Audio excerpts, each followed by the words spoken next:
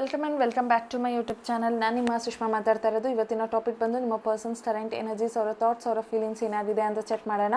ನಿಮ್ಗೇನಾದರೂ ಈ ಒಂದು ರೀಡಿಂಗಲ್ಲಿ ಯಾವುದಾದ್ರೂ ಒಂದು ಮೆಸೇಜ್ನ ಕ್ಲೇಮ್ ಮಾಡ್ಕೋಬೇಕು ಅಂದರೆ ನನ್ನ ಒಂದು ಕಮೆಂಟ್ ಸೆಕ್ಷನಲ್ಲಿ ನೀವು 111 ಅಂತ ಅಂದ್ಬಿಟ್ಟು ಟೈಪ್ ಮಾಡ್ಬೋದು. ಆ್ಯಂಡ್ ನಿಮ್ಗೆ ಏನಾದರೂ ಪರ್ಸ್ನಲ್ ಟ್ಯಾರೋ ರೀಡಿಂಗ್ ಬೇಕಿದ್ರೆ ನನ್ನ ಒಂದು ವಾಟ್ಸಪ್ ನಂಬರ್ಗೆ ಕಾಲ್ ಅಥವಾ ಮೆಸೇಜ್ ಮಾಡಿ ಪರ್ಸ್ನಲ್ ಟ್ಯಾರೋ ರೀಡಿಂಗ್ನ ಪಡಿಬೋದು. ಸೊ ನೋಡೋಣ ನಿಮ್ಮ ಪರ್ಸನ್ಸ್ ಕರೆಂಟ್ ಫೀಲಿಂಗ್ಸ್, ಅವರ ಥಾಟ್ಸ್, ಅವರ ಎನರ್ಜೀಸ್ ಯಾವ ಥರ ಇದೆ ಇವತ್ತು ಅಂತ ಅಂದ್ಬಿಟ್ಟು, ಅವ್ರಿಗೆ ಏನು ಫೀಲ್ ಮಾಡ್ತಾ ಇದ್ದಾರೆ ನಿಮ್ಮ ಬಗ್ಗೆ ಅಂತ ಅಂದ್ಬಿಟ್ಟು ನೋಡೋಣ. ಓಕೆ, ಫಸ್ಟೇ ಜಡ್ಜ್ಮೆಂಟ್ ಕಾರ್ಡ್ ಬರ್ತಾ ಇದೆ. ಯಾರೆಲ್ಲ ಈ ಒಂದು ರೀಡಿಂಗ್ನ ನೋಡ್ತಾ ಇದ್ದೀರಾ, ನಿಮ್ಮ ಮತ್ತು ನಿಮ್ಮ ಪಾರ್ಟ್ನರ್ ಮಧ್ಯೆ ಇರೋವಂತಹ ರಿಲೇಷನ್ಶಿಪ್ ನಾರ್ಮಲ್ ರಿಲೇಷನ್ಶಿಪ್ ಅಲ್ಲ, ಇಟ್ಸ್ ಅ ಕಾರ್ಮಿಕ್ ರಿಲೇಷನ್ಶಿಪ್. ನಿಮ್ಮ ಮತ್ತು ನಿಮ್ಮ ವ್ಯಕ್ತಿ ಮಧ್ಯೆ ಒಂದು ಸೋಲ್ ಕಾಂಟ್ರಾಕ್ಟ್ ಅನ್ನುವಂಥದ್ದಾಗಿತ್ತು. ಸೊ ಅದರಿಂದಾಗಿ ನೀವು ಈ ಒಂದು ಜನ್ಮದಲ್ಲಿ ಈ ಒಂದು ವ್ಯಕ್ತಿನ ಮೀಟ್ ಮಾಡಿದ್ದೀರಾ. ಆ್ಯಂಡ್ ನಿಮಗೆ ಈ ಒಂದು ಜನ್ಮದಲ್ಲಿ ಈ ವ್ಯಕ್ತಿ ಜೊತೆ ಇರುವಂಥ ಕರ್ಮನ ನೀವು ಈ ಒಂದು ಲೈಫಲ್ಲೇ ಮುಗಿಸ್ಕೋಬೇಕು. ಯಾಕೆ ಅಂತ ಅಂದರೆ ಜಡ್ಜ್ಮೆಂಟ್ ಕಾರ್ಡ್ ಅಂತ ಅಂದರೆ ನಿಮಗೆ ಸೆಕೆಂಡ್ ಚಾನ್ಸ್ ಅನ್ನುವಂಥದ್ದು ದೇವರು ಕೊಡ್ತಾ ಇದ್ದಾನೆ. ಸೊ ನಿಮ್ಮ ಮತ್ತು ಅವರ ಮಧ್ಯೆ ಏನೇ ಒಂದು ಸೋಲ್ ಕಾಂಟ್ರಾಕ್ಟ್ ಇದ್ರೂ ಅದು ಕ್ಲಿಯರ್ ಎಂಡ್ ಮಾಡ್ಕೊಳ್ಳಿ, ಆಯಿತಾ.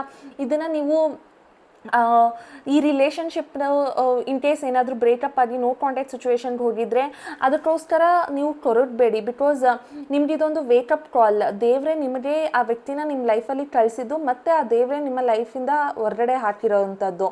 ಸೊ ಆ ಪರ್ಸನ್ಗೆ ಏನಾದರೂ ನಿಮ್ಮ ಬಗ್ಗೆ ಅರ್ಥ ಆಗಿದ್ದರೆ ಅವರು ಮತ್ತೆ ನಿಮ್ಮ ರಿಲೇಷನ್ಶಿಪ್ಗೆ ಕಮ್ ಬ್ಯಾಕ್ ಮಾಡ್ತಾರೆ. ನಿಮ್ಮ ರಿಲೇಷನ್ಶಿಪ್ಪಲ್ಲಿ ಒಂದು ಸೆಕೆಂಡ್ ಚಾನ್ಸ್ ಅನ್ನುವಂಥದ್ದು ಕೂಡ ಇದೆ. ಆ ಪರ್ಸನ್ಗೆ ಯಾವಾಗ ರೆಕಗ್ನೈಸ್ ಆಗುತ್ತೆ ನೀವು ಒಳ್ಳೆಯವರು, ನಿಮ್ಮ ಪ್ರೀತಿ ಅವ್ರಿಗೆ ತುಂಬ ಬೆನಿಫಿಟ್ ಆಯಿತು, ಅಥವಾ ಅವ್ರು ಎಷ್ಟೇ ಪ್ರಾಬ್ಲಮಲ್ಲಿದ್ದರೂ ನೀವು ಅವ್ರಿಗೆ ಸಹಾಯ ಮಾಡಿದ್ರಿ ಅನ್ನುವಂಥ ಒಂದು ಆ ಪರ್ಸನ್ಗೆ ಅರ್ಥ ಆದಾಗ, ರೆಕಗ್ನೈಸ್ ಆದಾಗ, ಅವೇಕನಿಂಗ್ ಆದಾಗ ಈ ಪರ್ಸನ್ ಬರೋವಂಥ ಚಾನ್ಸಸ್ ಇದೆ.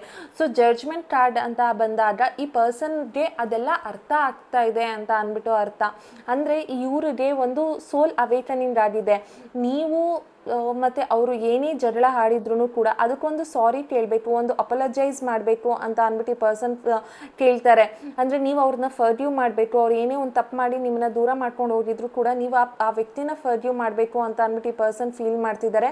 ಮತ್ತು ನಿಮ್ಮ ಮತ್ತು ಅವರ ಮಧ್ಯೆ ಏನೇ ಪ್ರಾಬ್ಲಮ್ ಆಗಿದ್ದು, ಈ ಒಂದು ರಿಲೇಷನ್ಶಿಪ್ ಬ್ರೇಕಪ್ ಆಗಿದ್ರು ಕೂಡ ಅವ್ರಿಗೆ ಒಂದು ಸೆಕೆಂಡ್ ಚಾನ್ಸ್ ಬೇಕಾಗಿದೆ. ಒಂದು ನ್ಯೂ ರಿಲೇಷನ್ಶಿಪ್ನ ರೀಸ್ಟಾರ್ಟ್ ಮಾಡೋ ಥರ ಆ ಪರ್ಸನ್ ಫೀಲ್ ಮಾಡ್ತಾ ಇದ್ದಾರೆ. ಅವ್ರಿಗೆ ಒಂದು ಅವೇಕನಿಂಗ್ ಆಗಿದೆ, ಒಂದು ವೇಕಪ್ ಕಾಲ್ ಅನ್ನುವಂಥದ್ದು ಆ ಪರ್ಸನ್ಗೆ ಫೀಲ್ ಆಗ್ತಾ ಇದೆ. ನಿಮ್ಮಿಂದ ದೂರ ಹೋದ್ಮೇಲೆ ಈ ಪರ್ಸನ್ ನಿಮ್ಮನ್ನ ತುಂಬಾನೇ ಮಿಸ್ ಮಾಡ್ಕೊಳ್ತಿದ್ದಾರೆ ಅಂತ ಹೇಳ್ಬೋದು. ಈ ಪರ್ಸನ್ ಬಂದು ವೃಶ್ಚಿಕ ರಾಶಿ, ಸಿಂಹ ರಾಶಿ, ಕನ್ಯಾ ರಾಶಿ ಮತ್ತು ಮಕರ ರಾಶಿ ಆಗಿರುವಂತಹ ಚಾನ್ಸಸ್ ತುಂಬಾನೇ ಇದೆ. ಆ್ಯಂಡ್ ಈ ಪರ್ಸನ್ ಡೇಟ್ ಆಫ್ ಬರ್ತ್ ಪ್ರಕಾರ ಅವರು 2, 11, 20, 29 ಆಗಿರ್ತಾರೆ. ಆ್ಯಂಡ್ ಈ ಪರ್ಸನ್ ನಿಮ್ಮನ್ನು ಒಂಥರ ಮಿಸ್ ಮಾಡ್ಕೊಳ್ತಾ ಇದ್ದಾರೆ ಅಂತ ಅಂದ್ಬಿಟ್ಟು ಹೇಳ್ಬೋದು. ಅವ್ರಿಗೆ ನಿಮ್ಮ ಜೊತೆ okay again knight of cups with judgement card ಅಂತ ಅಂದರೆ ಅವ್ರಿಗೆ ಒಂದು ಸೋಲ್ ಅವೇಕನಿಂಗ್ ಆಗಿದೆ. ಅವ್ರಿಗೆ ಅರ್ಥ ಆಗ್ತಾ ಇದೆ ನೀವು ಮತ್ತು ಅವರು ಮೀಟ್ ಆಗಿರೋದು ಈ ಒಂದು ಲೈಫಲ್ಲಲ್ಲ, ಪಾಸ್ಟ್ ಲೈಫಲ್ಲೇ ನೀವಿಬ್ಬರು ಮೀಟ್ ಆಗಿದ್ದೀರಾ. ನಿಮ್ಮ ಮತ್ತು ಅವರ ಮಧ್ಯೆ ಒಂದು ಸೋಲ್ ಪರ್ಪಸ್ ಅನ್ನೋವಂಥದ್ದಿದೆ. ಅದು ಮುಗಿಯೋವರೆಗೂ ಈ ಪರ್ಸನ್ ನಿಮ್ಮ ಲೈಫಲ್ಲಿ ಅಗೇನ್ ಕಮ್ ಬ್ಯಾಕ್ ಮಾಡ್ತಾನೆ ಇರ್ತಾರೆ. ಯಾಕೆ ಅಂತ ಅಂದರೆ ನಿಮ್ಮ ಬ್ಯೂಟಿ ಆಗಿರ್ಬೋದು, ಅಥವಾ ನೀವು ಮಾತಾಡೋ ರೀತಿ ಆಗಿರ್ಬೋದು, ಅಥವಾ ನಿಮ್ಮ ಚಾಮ್ನೆಸ್ ಆಗಿರ್ಬೋದು, ಅಥವಾ ನಿಮ್ಮ ಹೃದಯ ಆಗಿರ್ಬೋದು, ನಿಮ್ಮ ಮನಸ್ಸಾಗಿರ್ಬೋದು, ಇದೆಲ್ಲ ಈ ಪರ್ಸನ್ಗೆ ಇಷ್ಟ ಆಗಿ ಅವರು ಮತ್ತೆ ನಿಮ್ಮ ಲೈಫಲ್ಲಿ ಕಮ್ ಬ್ಯಾಕ್ ಮಾಡಬೇಕು ಅಂತ ಅಂದ್ಬಿಟ್ಟು ಅಂದ್ಕೊಳ್ತಾ ಇದ್ದಾರೆ. ಅವರು ಸ್ಲೋ ಆಗಿ ಬರ್ಬೋದು, ಬಟ್ ಅವರು ಬರಬೇಕಾದ್ರೆ ಅವರ ಮೈಂಡಲ್ಲಿ ಅವರು ಫಿಕ್ಸ್ ಆಗೇ ಬರ್ತಾರೆ. ನೀವು ಅವ್ರಿಗೆ ರೈಟ್ ಪಾರ್ಟ್ನರ್ ಅಥವಾ ರೈಟ್ ಚಾಯ್ಸ್ ಅಂತ ಅಂದ್ಬಿಟ್ಟು. ಆ್ಯಂಡ್ ಈ ಪರ್ಸನ್ ಫೀಲ್ ಮಾಡೋ ಅಂಥದ್ದು ನಿಮ್ಮನ್ನು ಬಿಟ್ಟು ಅವ್ರು ಇನ್ಯಾರನ್ನೂ ಅಷ್ಟು ಹಚ್ಕೊಳ್ಳೋದಕ್ಕಾಗಲ್ಲ. ನೀವು ಇರ್ರಿಪ್ಲೇಸಬಲ್ ಪರ್ಸನ್ ಅವರ ಮನಸ್ಸಲ್ಲಿ. ಅಂದರೆ ನಿಮ್ಮನ್ನು ಬಿಟ್ಟು ಬೇರೆಯವ್ರನ್ನ ಯಾರನ್ನೂ ಅವರ ಮನಸ್ಸಲ್ಲಿ ಹಾಕೊಳ್ಳೋದಕ್ಕಾಗಲ್ಲ ಅಂತ ಅಂದ್ಬಿಟ್ಟು ಈ ಪರ್ಸನ್ ಫೀಲ್ ಮಾಡ್ತಾ ಇದ್ದಾರೆ. ಆ್ಯಂಡ್ ಅವ್ರಿಗೆ ಅನ್ನಿಸ್ತಾ ಇದೆ you are the right choice. ಅದು ಎಮೋಷನಲಿ, ಮೆಂಟಲಿ, ಫಿಸಿಕಲಿ ಏನೇ ಆದ್ರೂ ನೀವು ರೈಟ್ ಪರ್ಸನ್ ಅವರ ಲೈಫಲ್ಲಿ ಅಂತ ಅಂದ್ಬಿಟ್ಟು ಈ ಪರ್ಸನ್ ಫೀಲ್ ಮಾಡ್ತಾರೆ. ಆ್ಯಂಡ್ ಈ ಪರ್ಸನ್ ಬಂದು ಕರ್ಕಾಟಕ ರಾಶಿ, ವೃಶ್ಚಿಕ ರಾಶಿ ಮತ್ತು ಮೀನ ರಾಶಿ ಆಗಿರುವಂತಹ ಚಾನ್ಸಸ್ ಇದೆ. ಸೊ ಈ ಪರ್ಸನ್ ನಿಮ್ಮನ್ನು ಮಿಸ್ ಮಾಡ್ಕೊಳ್ತಾ ಇದ್ದಾರೆ ಅಂತಲೂ ಹೇಳ್ಬೋದು. ಅಥವಾ ಅವ್ರಿಗೆ ಒಂದು ಸೋಲ್ ಅವೇಕನಿಂಗ್ ಆಗ್ತಾ ಇದೆ, ಅವ್ರಿಗೆ ಒಂದು ರಿಯಲೈಸೇಷನ್ ಆಗ್ತಾ ಇದೆ you are the right partner ಅಥವಾ you are the right choice ಅಂತ ಅಂದ್ಬಿಟ್ಟು ಹೇಳ್ಬೋದು. ಆ್ಯಂಡ್ ಈ ಪರ್ಸನ್ ನಿಮ್ಮ ಒಂದು ರೆಸ್ಪಾನ್ಸಿಬಿಲಿಟೀಸ್ನ ತೊಗೊಳಕ್ಕಾಗ್ದೇ ಅವರು ನಿಮ್ಮಿಂದ ದೂರ ಹೋಗಿದ್ರು, ಅಥವಾ ನೀವು ಈ ಒಂದು ರಿಲೇಷನ್ಶಿಪ್ಪಲ್ಲಿ ಆ ಪರ್ಸನಿಂದ ತುಂಬ ಡಿಪ್ರೆಷನ್, ಸ್ಟ್ರೆಸ್, ಆ್ಯಂಸೈಟಿ ಅಥವಾ ಡಿಸಪಾಯಿಂಟ್ಮೆಂಟಿಗೆ ಹೋಗಿದ್ರು ಕೂಡ ಈ ಪರ್ಸನ್ಗೆ ಈಗ ಅನ್ನಿಸ್ತಾ ಇದೆ ನಾನು ರಾಂಗ್ ಮಾಡಿದ್ದೀನಿ, ನಾನು ಎಲ್ಲನೂ ಬಿಟ್ಟು ಬಂದಿದ್ದೀನಿ. ಸೊ ಈ ಪರ್ಸನ್ ನನ್ನನ್ನು ಈಗ ದ್ವೇಷಿಸ್ತಿರ್ಬೋದು. ನಾನು ಈಗ ಏನಾದರೂ ಅವ್ರನ್ನ ಅಪ್ರೋಚ್ ಮಾಡಿದ್ರೆ ಅವ್ರಿಗೆ ರಿಲೇಷನ್ಶಿಪ್ಪಲ್ಲಿ ವಾಪಸ್ ನಾನು ಹೋದರೆ ಅವರು ನನ್ನ ಅಕ್ಸೆಪ್ಟ್ ಮಾಡಲ್ವೇನೋ ಅನ್ನೋ ಒಂದು ಮನಸ್ಥಿತಿ ಈ ಪರ್ಸನ್ಗಿದೆ. ಸ್ಟ್ರಗಲ್ ಇರ್ಬೋದು ಅವ್ರು ವಾಪಸ್ ಬರೋದಕ್ಕೆ, ಬಟ್ ಆ ಪರ್ಸನ್ ವಾಪಸ್ ಬಂದರೆ ತುಂಬ ಖುಷಿಯಾಗಿರುತ್ತೆ ಅಂತ ಅಂದ್ಬಿಟ್ಟು ಆ ಪರ್ಸನ್ ಫೀಲ್ ಮಾಡ್ತಾ ಇದ್ದಾರೆ. ಆ್ಯಂಡ್ ನಿಮಗೂ ಅನ್ನಿಸ್ತಾ ಇದೆ ಈ ಪರ್ಸನ್ ಎಲ್ಲೋ ನಿಮಗೆ ಬೆನ್ನು ಚೂರಿ ಹಾಕ್ಬಿಟ್ರು, ಇವರು ಎಲ್ಲೋ ನನ್ನನ್ನು ಮಿಸ್ಯೂಸ್ ಮಾಡಿಕೊಂಡ್ರು ಅಥವಾ ಯೂಸ್ ಆ್ಯಂಡ್ ಥ್ರೋ ಅನ್ನೋ ಥರ ಮಾಡಿಕೊಂಡ್ರು, ಇಷ್ಟು ದಿನ ಇದ್ದಿದ್ದು ಬರೀ ಟೈಮ್ ಪಾಸ್ಗೆ ಅಂತ ಎಲ್ಲ ನೀವು ತುಂಬ ನೆಗೆಟಿವ್ ಆಗಿ ಯೋಚನೆ ಮಾಡ್ತಿದ್ದೀರಾ. ನಿಮ್ಮ ಒಂದು ರಿಲೇಷನ್ಶಿಪ್ಪು ಡೆಡ್ ಹೆಂಡ್ಗೆ ಹೋಗ್ಬಿಟ್ಟಿತ್ತು ಅಂತ ಹೇಳ್ಬೋದು. ಅಂದರೆ ನೀವು ಮತ್ತು ಅವರು ಪ್ರಾಬಬ್ಲಿ 1 ವರ್ಷ 2 ವರ್ಷ 8 ತಿಂಗಳು ಈ ಥರ ಮಾತಾಡ್ದೇ ಇರ್ಬೋದು. ಬಟ್ ಈ ಪರ್ಸನ್ ನಿಮ್ಮನ್ನು ತುಂಬಾ ಮಿಸ್ ಮಾಡ್ಕೊಳ್ತಾ ಇರೋದ್ರಿಂದ ಈ ಪರ್ಸನ್ ಈ ಒಂದು ರಿಲೇಷನ್ಶಿಪ್ ಎಂಡ್ ಆಗಿ ಕೊಲ್ಯಾಪ್ಸ್ ಆಗಿದ್ರು ಕೂಡ ಈ ಪರ್ಸನ್ಗೆ ರಿಯಲೈಸೇಷನ್ ಅನ್ನೋದು ಆಗ್ತಾ ಇದೆ. ಅನ್ಕೋಬೋದು ಕೆಲವೊಬ್ರು 1 ವರ್ಷ ಆಯಿತು ಈ ಪರ್ಸನ್ ಮತ್ತು ವಾಪಸ್ ಬರ್ತಾರ, 4 ವರ್ಷ ಆಯಿತು ಅಂತ ಅಂದ್ಬಿಟ್ಟು. ಡೆಫಿನೆಟ್ಲಿ ನಿಮ್ಮ ಮೇಲಿರೋ ಪ್ರೀತಿ ಯಾವತ್ತಾದರೂ ಅವ್ರಿಗೆ ರೆಕಗ್ನೈಸ್ ಆಗಿರೋ ದಿನ ಈ ಒಂದು ವಿಡಿಯೋ ಯಾರೆಲ್ಲ ನೋಡ್ತಿದ್ದೀರಾ ಇದು ಎಲ್ಲರಿಗೂ ಸೇರುತ್ತೆ. ಅವರಿಗೆ ಯಾವತ್ತು ರೆಕಗ್ನೈಸ್ ಆಗುತ್ತೆ, ಅವ್ರಿಗೆ ರಿಯಲೈಸೇಷನ್ ಆಗುತ್ತೆ ನೀವು ರೈಟ್ ಪಾರ್ಟ್ನರ್, ನೀವು ರೈಟ್ ಚಾಯ್ಸ್. ಅದು 1 ವರ್ಷ ಆಗಿರಲಿ 10 ವರ್ಷ ಆಗಿರಲಿ ಅವರು ಡೆಫಿನೆಟ್ಲಿ ಕಮ್ ಬ್ಯಾಕ್ ಮಾಡ್ತಾರೆ. ನಿಮಗೆ ವೆಯ್ಟ್ ಮಾಡೋ ಅಂಥ ಪೇಷನ್ಸ್ ನಿಮಗೆ ಇದ್ದರೆ ಡೆಫಿನೆಟ್ಲಿ ವೆಯ್ಟ್ ಮಾಡಿ, ಬೇಡ ಅಂತ ಹೇಳಲ್ಲ. ನಿಮಗೆ ಪೇಷನ್ಸ್ ಇಲ್ಲ, ನಿಮಗೆ ರೈಟ್ ನಾವು ನಿಮ್ಗೆ ಎಲ್ಲದಕ್ಕೂ ಸೊಲ್ಯೂಷನ್ ಬೇಕು ಅಥವಾ ಎಲ್ಲದಕ್ಕೂ ನಿಮ್ಮ ಪಾರ್ಟ್ನರ್ ವಾಪಸ್ ಬರಬೇಕು ಅಂತ ಏನಾದರೂ ಇದ್ದರೆ ಡೋಂಟ್ ವೆಯ್ಟ್. ನಿಮ್ಮ ಲೈಫ್ ನಿಮಗೆ, ಅವರ ಲೈಫ್ ಅವ್ರಿಗೆ. ಅವ್ರು ಯಾವತ್ತಾದರೂ ಬಂದಾಗ ನೀವು ಹೇಳಿ you are too late, so ನಾನು ಮೂವ್ ಆನ್ ಆಗಿದ್ದೀನಿ ಅಂತ ಅಂದ್ಬಿಟ್ಟು.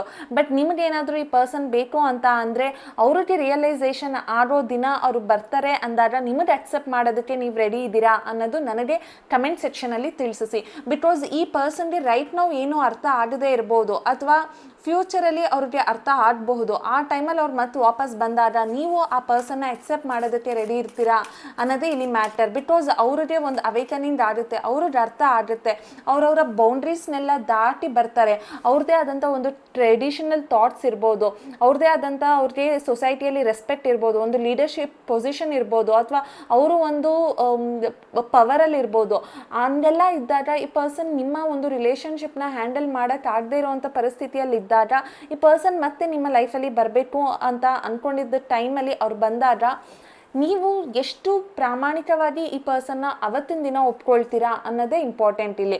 ಬಿಕಾಸ್ ಅವ್ರದ್ದೇ ಆದಂಥ ರೆಸ್ಪಾನ್ಸಿಬಿಲಿಟೀಸ್ ಇದೆ, ಅವ್ರಿಗೆ ಆದಂಥ ಲೀಡರ್ಶಿಪ್ ಪೊಸಿಷನ್ ಇದೆ, ಈ ಒಂದು ಸೊಸೈಟಿಯಲ್ಲಿ ಅವ್ರಿಗೆ ಆದಂತಹ ಒಂದು ಅಥಾರಿಟೇಟಿವ್ ಇರೋದ್ರಿಂದ ಈ ಪರ್ಸನ್ ಅದನ್ನೆಲ್ಲನೂ ಬಿಟ್ಟು ಬರಬೇಕು ಅಂದರೆ ಟೈಮ್ ತೊಗೊಳುತ್ತೆ. ಸೊ ಆದರೆ ಈಗ ಆಲ್ರೆಡಿ ಈ ಪರ್ಸನ್ಗೆ ಆ ರಿಯಲೈಸೇಷನ್ ಆಗ್ತಾ ಇದೆ, ಅವ್ರಿಗೆ ಏನು ಇಂಪಾರ್ಟೆಂಟ್, ಪವರ್, ಅಥಾರಿಟೇಟಿವಾ, ನೀವಾ, ಇದೆಲ್ಲ ಈ ಪರ್ಸನ್ಗೆ ಅರ್ಥ ಆಗ್ತಿದೆ. ಈ ಪರ್ಸನ್ ರೈಟ್ ನೋ ಪ್ರಾಕ್ಟಿಕಲ್ ಆಗಿ ಥಿಂಕ್ ಮಾಡ್ತಿರ್ಬೋದು, ಬಟ್ ಡೆಫಿನೆಟ್ಲಿ ಈ ಪರ್ಸನ್ ಎಮೋಷನಲ್ ಆಗು ಕೂಡ ಥಿಂಕ್ ಮಾಡ್ತಿದ್ದಾರೆ. ಆಗಾಗ ನೀವು ಕೂಡ ನೆನಪಾಗ್ತಿದ್ದೀರಾ. ಸೊ ಈ ಪರ್ಸನ್ ಬಂದು ನಿಮ್ಮ ಬಗ್ಗೆ ತುಂಬಾ ಥಿಂಕ್ ಮಾಡ್ತಿದ್ದಾರೆ ಅಂತ ಅಂದ್ಬಿಟ್ಟು ಹೇಳ್ತೀನಿ. ಅವ್ರಿಗೆ ಒಂದು ಸೋಲ್ ಅವೇಕನಿಂಗ್ ಆಗ್ತಾ ಇದೆ. ಸೊ ನೋಡೋಣ ನಿಮ್ಮ ಪಾರ್ಟ್ನರ್ ಇನ್ನೇನಾದರೂ ಹೇಳೋದಕ್ಕೆ ಇಷ್ಟಪಡ್ತಾರಾ. ಒಂದು ಲಾಸ್ಟ್ ಮೆಸೇಜ್. ಓಕೆ, ತುಂಬ ಮೆಸೇಜಸ್ ಬಂತು. ವಿಲ್ ಟೇಕ್ ಒನ್ ಆಯಿತಾ, ಯಾವುದಾದ್ರೂ ಒಂದು ಕಾರ್ಡ್ನ ತೊಗೊಳ್ತೀನಿ, ಇದು ಒಂದನ್ನು. ಓಕೆ, ರೈಟ್ ನಾವು ನೀವು ನಿಮ್ಮ ಪಾರ್ಟ್ನರ್ಗೆ ಆಫರ್ ಮಾಡ್ತಾ ಇದ್ದೀರಾ ಪ್ರೀತಿನ ಅನ್ನೋವಂಥದ್ದು ಇಲ್ಲಿ ಕಾಣಿಸ್ತಾ ಇದೆ. ನೀವಿಲ್ಲಿ ನೋಡ್ಬೋದು, ನೀವು ಈ ಒಂದು ಕೈಯಲ್ಲಿ ನಿಮ್ಮ ಪ್ರೀತಿನ ಆಫರ್ ಮಾಡ್ತಿದ್ದೀರಾ ಈ ಪಾರ್ಟ್ನರ್ಗೆ. ಬಟ್ ಈ ಪರ್ಸನ್ ಇದನ್ನು ನೋಡ್ತಾನೇ ಇಲ್ಲ. ನಿಮ್ಮ ಪ್ರೀತಿ ನೀವೇನು ಆಫರ್ ಮಾಡ್ತಿದ್ದೀರಾ ಈ ಪರ್ಸನ್ಗೆ ಅದನ್ನು ಆ ಪರ್ಸನ್ ನೋಡ್ತಾನೇ ಇಲ್ಲ. ಅವ್ರು ಇನ್ನೆಲ್ಲೋ ನೋಡಿಕೊಂಡು ಕಳೆದೋಗ್ಬಿಟ್ಟಿದ್ದಾರೆ. ಅಂದರೆ ಈ ಪರ್ಸನ್ಗೆ ನೀವು ಆಫರ್ ಮಾಡ್ತಾ ಇರೋದೇ ಅವ್ರಿಗೆ ರೆಕಗ್ನೈಸ್ ಆಗ್ತಿಲ್ಲ. ಓಕೆನಾ? ಸೊ ನೀವು ಎಷ್ಟು ಇಷ್ಟಪಡ್ತಿದ್ದೀರಾ ಅನ್ನೋದು ಆ ಪರ್ಸನ್ಗೆ ಅದು ಕಂಪ್ಲೀಟಾಗಿ ಅರ್ಥ ಆಗ್ತಾ ಇಲ್ಲ. ಆ್ಯಂಡ್ ಇದು ನೋಡಿ, ಇದು ಡಿವೈನ್ ಹ್ಯಾಂಡ್ ಅಂತ ಅಂದ್ಬಿಟ್ಟು ಹೇಳ್ತೀನಿ. ಈ ಒಂದು ಡಿವೈನ್ ಹ್ಯಾಂಡಿಂದ ನಿಮಗೆ ಆಫರ್ ಅನ್ನೋವಂಥದ್ದು ನೀವು ಅವ್ರಿಗೆ ಕೊಡ್ತಾ ಇದ್ದೀರಾ ಅಂತ ಅಂದ್ಬಿಟ್ಟಿದ್ರೆ ಅರ್ಥ. ಅಂದರೆ ಈ ಪರ್ಸನ್ಗೆ ಅದು ರಿಯಲೈಸೇಷನ್ ಆಗೋ ಅಷ್ಟೊತ್ತಿಗೆ ಟೈಮ್ ಅನ್ನುವಂಥದ್ದು ಹೋಗ್ಬಿಟ್ಟಿರುತ್ತೆ. ಬಟ್ ಈ ಪರ್ಸನ್ ಆ್ಯಸ್ ಆಫ್ ನಾವು ರಿಲೇಷನ್ಶಿಪ್ಪಲ್ಲಿ ಇಂಟ್ರೆಸ್ಟ್ ಇಲ್ಲ ಅಥವಾ ಏನೋ ಬೋರ್ ಆಗೋಗಿದೆ ಅಥವಾ ಈ ಪರ್ಸನ್ಗೆ ರಿಲೇಷನ್ಶಿಪ್ ಅನ್ನೋದೇ ಬೇಡ ಅನ್ನೋ ಒಂದು ಮನಸ್ಥಿತಿಯಲ್ಲಿ ನೀವು ಈ ಪರ್ಸನ್ಗೆ ಸಿಕ್ಕಿದ್ದೀರಾ. ಬಟ್ ಸ್ಟಿಲ್ ಆದರೂ ಆ ಟೈಮಲ್ಲಿ ಪರ್ಸನ್ ನಿಮ್ಮನ್ನ ಅಕ್ಸೆಪ್ಟ್ ಮಾಡಿದ್ರು, ಅವರ ಒಂದು ಮೈಂಡ್ಸೆಟ್ಟಿಗೆ ನೀವು ಮ್ಯಾಚ್ ಆಗ್ತಾ ಹೋದ್ರಿ. ಇವಾಗ ಅವ್ರು ಆ ಒಂದು ಮೈಂಡ್ಸೆಟ್ಟಿಂದ ಹೊರಗಡೆ ಬಂದ ಮೇಲೆ ನೀವು ಇನ್ನೂ ಆ ಪ್ರೀತಿನ ಈ ಪರ್ಸನ್ಗೆ ಆಫರ್ ಮಾಡ್ತಿದ್ದೀರಾ. ಬಟ್ ಈಗ ಆ ಪರ್ಸನ್ ನಿಮ್ಮ ಪ್ರೀತಿನ ಎಕ್ಸೆಪ್ಟ್ ಮಾಡೋದಕ್ಕೆ ಇನ್ನೂ ಟೈಮ್ ಅನ್ನುವಂಥದ್ದನ್ನು ತೊಗೊಳ್ತಾ ಇದ್ದಾರೆ. ಆ್ಯಂಡ್ ಕೆಲವೊಬ್ಬರು ಇಲ್ಲಿ ಏಂಜಲ್ಸ್ ನಂಬರ್ಸ್ನ ಜಾಸ್ತಿ ನೋಡ್ತಿರ್ಬೋದು, 44 444 ಆ ಥರ. ಯಾಕೆಂದರೆ ಇಲ್ಲಿ 44 ಅಂತ ಕಾರ್ಡ್ಸ್ ಬರ್ತಾ ಇದೆ. ಏನಾದರೂ ಏಂಜಲ್ಸ್ ನಂಬರ್ಸ್ನ ನೋಡ್ತಾ ಇದ್ದರೆ ನನಗೆ ಅಪ್ಡೇಟ್ ಮಾಡಿ ಯಾರಾದರೂ. ಆ್ಯಂಡ್ ಏಂಜಲ್ಸ್ ನಂಬರ್ಸ್ ನಿಮಗೆ ಕೆಲವೊಂದು ಸಾರಿ ನೀನು ಯಾವ ವೇಯಲ್ಲಿದೆಯಾ, ಯಾವ ಪಾತಲ್ಲಿದೆಯಾ, ಅದು ರೈಟ್ ವೇ ಅಂತ ಅಂದ್ಬಿಟ್ಟು ಹೇಳ್ತಾ ಇರ್ತಾರೆ. ಸೊ ನಿಮ್ಗೆ ಯಾವುದಾದ್ರೂ ರಿಪೀಟೆಡ್ ಏಂಜಲ್ಸ್ ನಂಬರ್ಸ್ ಬರ್ತಾ ಇದ್ದರೆ ನನಗೆ ಕಮೆಂಟ್ ಸೆಕ್ಷನಲ್ಲಿ ತಿಳಿಸಿ, ಓಕೆನಾ. ಸೊ ಮಿಸ್ಟೇಕ್ ಅಂತ ಅಂದ್ಬಿಟ್ಟು ಬರ್ತಾ ಇದೆ. I wish I could right my wrong. ಅಂದರೆ ಈ ಪರ್ಸನ್ಗೆ ಗೊತ್ತಿದೆ ಅವ್ರು ಮಾಡಿರೋ ಮಿಸ್ಟೇಕು ಅಥವಾ ಅವ್ರು ಏನು ತಪ್ಪು ಮಾಡ್ತಿದ್ದಾರೆ ಅದು ಅವ್ರಿಗೆ ಅರ್ಥ ಆಗ್ತಿದೆ, ಅದನ್ನು ಅವರು ಸರಿ ಮಾಡ್ಕೋಬೇಕು ಅಂತ ಅಂದ್ಬಿಟ್ಟು ಈ ಪರ್ಸನ್ ಫೀಲ್ ಮಾಡ್ತಾ ಇದ್ದಾರೆ ಅಂತ ಅಂದ್ಬಿಟ್ಟು ಹೇಳ್ತೀನಿ. ಸೊ ಈ ಪರ್ಸನ್ಗೆ ಗೊತ್ತಿದೆ ಅಂತ ಅಂದ್ಬಿಟ್ಟು. And inseparable, our love is always there and despite the distance. ನೀವಿಬ್ಬರು ದೂರ ಆಗಿರ್ಬೋದು ಅಥವಾ ನೋ ಕಾಂಟ್ಯಾಕ್ಟ್ ಸಿಚುವೇಷನಲ್ಲಿ ಇರ್ಬೋದು ಅಥವಾ ಸಪ್ರೇಟ್ ಆಗಿರ್ಬೋದು, ಆದರೆ ಅವರ ಪ್ರೀತಿ ಮತ್ತು ನಿಮ್ಮ ಪ್ರೀತಿ ಯಾರೂ ಕೂಡ ಸಪ್ರೇಟ್ ಮಾಡೋದಕ್ಕೆ ಆಗಲ್ಲ. ಅದು ಇನ್ಸೆಪರೇಬಲ್ ಅಂತ ಅಂದ್ಬಿಟ್ಟು ಹೇಳ್ತಾ ಇದ್ದಾರೆ. ನನ್ನ ಪ್ರೀತಿ ನಿಮಗೆ ಶಾಶ್ವತವಾಗಿರುತ್ತೆ, ಆದರೆ ಕಾಣಿಸ್ಕೊಳ್ದೆ ಹೋಗ್ಬೋದು ನಾನು, ಅಥವಾ ನಿನಗೆ ನಾನು ಪ್ರೀತಿಸ್ತಿಲ್ಲ ಅಂತ ಅನ್ನಿಸ್ಬೋದೇನೋ, ಆದರೆ ನನ್ನ ಪ್ರೀತಿ ನಿನ್ನ ಮೇಲೆ ಸದಾ ಕಾಲ ಇರುತ್ತೆ. ನಾನು ಯಾವಾಗಲೂ ನಿನಗೆ ಒಳ್ಳೇದಾಗಲಿ ಅಂತಲೇ ಆಶಿಸ್ತಾ ಇರ್ತೀನಿ ಅಂತ ಅಂದ್ಬಿಟ್ಟು ಈ ಪರ್ಸನ್ ಹೇಳ್ತಿದ್ದಾರೆ. ಸೊ ಆ ಪರ್ಸನ್ ನಿಮ್ಮನ್ನು ಯಾವಾಗಲೂ ಪ್ರೀತಿಸ್ತಿದ್ದಾರೆ ಅಂತ ಅಂದ್ಬಿಟ್ಟು ಹೇಳ್ಬೋದು. Regret, I wish this never happened. Okay, ಅಂದರೆ ಈ ಪರ್ಸನ್ ಅಂದ್ಕೊಳ್ತಾ ಇದ್ದಾರೆ ಈ ಒಂದು ಬ್ರೇಕಪ್ ಅಥವಾ ನೋ ಕಾಂಟ್ಯಾಕ್ಟ್ ಸಿಚುವೇಶನ್ ಏನಾಯಿತು ಅದು ಆ ಪರ್ಸನ್ಗೆ ಪಶ್ಚಾತ್ತಾಪ ಆಗ್ತಿದೆ, ಫೀಲ್ ಮಾಡ್ತಾ ಇದ್ದಾರೆ ಇದಾಗಬಾರ್ದಿತ್ತೇನೋ, ನಾನು ಬ್ರೇಕಪ್ ಮಾಡಬಾರ್ದಿತ್ತೇನೋ ಅಂತ ಅಂದ್ಬಿಟ್ಟು. ಆ್ಯಂಡ್ ಕೆಲವೊಂದು ಸರಿ ನಿಮಗೂ ಅನ್ನಿಸ್ತಾ ಇದೆ ಈ ಪರ್ಸನ್ ನಿಮಗೆ ಎಲ್ಲೋ ಚೀಟ್ ಮಾಡಿದ್ರು, ಮೋಸ ಮಾಡಿದ್ರು, ಆನೆಸ್ಟಾಗಿ ಇರಲಿಲ್ವೇನೋ, ಅದಕ್ಕೆ ಈ ಪರ್ಸನ್ ನಿಮ್ಮಿಂದ ದೂರ ಹೋದರು ಅಂತ ಅಂದ್ಬಿಟ್ಟು ನಿಮಗೆ ಅನ್ನಿಸ್ತಾ ಇದೆ.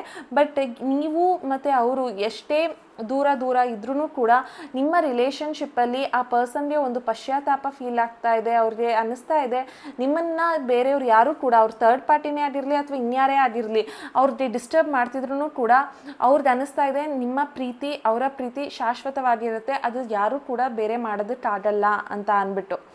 ಓಕೆ, ಸೊ ಈ ಒಂದು ರೀಡಿಂಗ್ ನಿಮ್ಗೆ ಏನಾದರೂ ಇಷ್ಟ ಆಗಿದ್ರೆ ನನ್ನ ಒಂದು ಕಮೆಂಟ್ ಸೆಕ್ಷನಲ್ಲಿ 111 ಅಂತ ಅಂದ್ಬಿಟ್ಟು ಟೈಪ್ ಮಾಡಿ. Thank you.